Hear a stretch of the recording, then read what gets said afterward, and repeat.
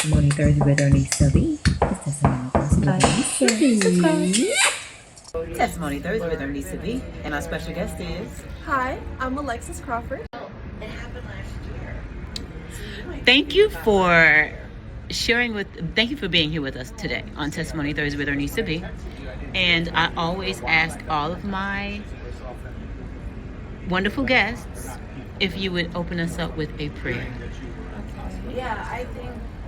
I want to thank the Lord and the universe for today, for being able to wake up today and be here on this gorgeous day full of sun and life. And I hope that watching this video brings everyone joy and life as well. Amen. So where were you born?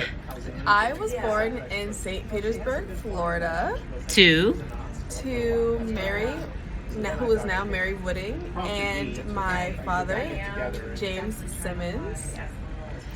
And you come from a bloodline of wonderful people. So can you give us a little more of your genealogy? What have your parents told you about your genealogy? Well, my dad specifically talks a lot about our genealogy and being of the Gullah Geechee culture in South Carolina. We are from Beaufort, South Carolina, and along the East Coast. So we have a lot of Gullah Geechee culture, and my dad is very, very loud about that, and he even incorporates it in his art, and so I try to incorporate it in my art because it is a really big part of my culture. I've always been very interested in learning. My dad, I think, did a very good job of making me very curious about the planet because he has a science background. So he would take us, me and my siblings, out, and we would be able to go to the lake and grab little creatures or get a vial of seawater and put it under the microscope. And I think from there, my love from exploring life in all forms really took off. So I ended up getting my degree in biology after taking a really great biology class my senior year. From then, I went to Spellman and graduated, and now I'm starting my own sustainability business, which helps to tie in, the importance of the life on planet Earth, really, because that involves everything from humans to smaller organisms and ecosystems, and I think that it all should be kept in mind when we're moving throughout our lives. So yeah, we don't want to create terrible impacts on the planet when we're existing. We can be more mindful about how we move throughout the world and take better steps to help the planet along the way. So, yeah. Oh, that's excellent, because as human beings on this earth, we are actually all stewards of this earth. And that's why we're supposed to be making sure that not only do we keep down the toxins within the air pollution, and we're talking about air pollution toxins, but that certain words that we use and certain terminologies and the way that we use them can be air pollution as well. Certain music can pollute our air, right? And so certain frequencies and vibrations that go out behind certain lyrics and certain tones that are in certain musics can also be a pollutant. So there's so many different ways that we look at the ways that we steward this earth as human beings on this earth, and water is one of them. We have to look at our water sources. We're thinking if we dump in one area that it's not connected to all the other oceans on the earth, and that's not true, right? And so we just have to be mindful of how we steward this earth. And I'm so glad that you are, you're being a gatekeeper, right? As far as sustainability, you're making sure that this place is sustainable for your children, your grandchildren, and your great-grandchildren, okay? Down through the generations. We're not going to breeze by that Spellman. I did want to talk on that. Yes, please. I did. Okay, so talking about the... No. Let's go back. You were, first of all, accepted into Spellman. How did you apply? Oh, yeah, I applied, and I actually only applied for Spellman. Yeah, I did, I want to talk on the frequency in the water. Okay. Because I just think it's important so that people know that part of sustainability is water, is air, is all that. And sure, it also is about frequency within like the things that we consume on a spiritual level, where it's, you know, what we say and what we do. But, you know, people still don't have clean drinking water here in America, and people don't have food in other parts of the world, and all that is part of the sustainability. Like, if people don't have water or food, or if they don't know where they're going to sleep at night, these are things that they have to address before they are worried about air pollution or, you know, things like that. So definitely keep these things in mind as well. And I guess now we can get back to Spellman. So yes, I did know that I wanted to go to Spellman. I actually knew I only wanted to go to Spellman. My dad, he went to Morehouse, and so just going to a HBCU was always very much a priority for me. And because Spellman is like the sister school, it's right there, I figured, you know, why not? Also, you know, Spellman's kind of hard to get into if you didn't know, but you know, having pretty good grades, really good grades. I graduated with the second highest GPA in my school in high school, so I was the salutatorian, and so that helped to get me into Spellman. But it was the only school that I applied for, and I got in because I'm that girl. So yeah, I graduated with my degree in biology. And I knew from my personality that I just could not sit in a lab doing research all day. I did some research at Carnegie Mellon, and I did some research at Spellman, and just sitting in a lab, it's not for me. Even though I really enjoyed the work, I just can't see myself doing it for the next however many years until I figured I would retire. So I started my own sustainability business. I've been working with other sustainability brands since graduating college, and I am excited to continue on that journey of believing that the world can be more sustainable, whether we have to put it in by breadcrumbing or by recreating the music and just all the narratives. We have to recreate this, we have to rebuild it. I will do whatever is necessary. Okay. So your sustainability company, let's just go back to it. What's the landscape of what that would look like to someone that wants to invest in your sustainability? So you're speaking to investors right now. Let's tell them what it is that they would be investing in. Absolutely. So I have a few different. So right now we're looking for a warehouse for our sustainability center. It is going to be an on-site location to help people in the city learn how to recycle, reuse, clean their recycling, and basically find uses and ways to lessen the carbon footprint that people are putting into the world. So that will include activities for children. This will include creating new things, art, and any ways to make the city more sustainable. Also, other businesses, also individuals. So the whole goal is sustainability all around, from an education level to a here's what we can do by just helping you recycle in general.